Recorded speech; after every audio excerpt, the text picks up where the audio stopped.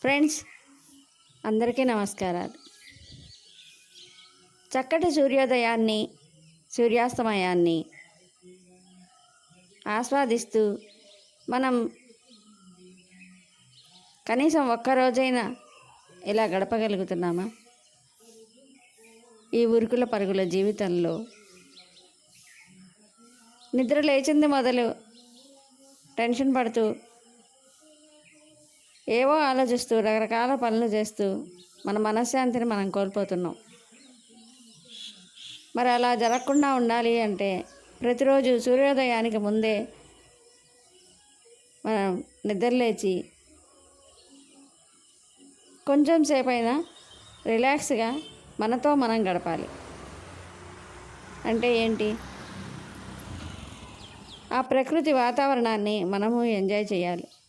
చూడండి, ఉదయాన్నే పక్షులు కూడా ఎంత సమయం పాలన పాటిస్తాయో మరి మనం ఎందుకు పాటించట్లేదు?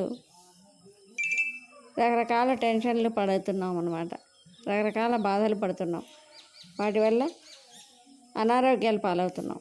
మరి ఇలాంటివి జరగకుండా ఉండాలి అంటే మనం కొంచెం సేపు అయినా మనం ఎక్కడికో వెళ్ళి యోగాలు, ధ్యానాలు చేయకపోయినా కనీసం మన ఇంట్లో మనం కూర్చుని ఆ ప్రకృతిని చూస్తూ కొంచెం సేపు రిలాక్స్గా మంచి సంగీతం వింటూ ఆ పరమాత్మని ధ్యానిస్తూ కొంచెం సేపు గడిపామంటే చక్కటి ప్రశాంతత, ఆరోగ్యం, ఆనందం.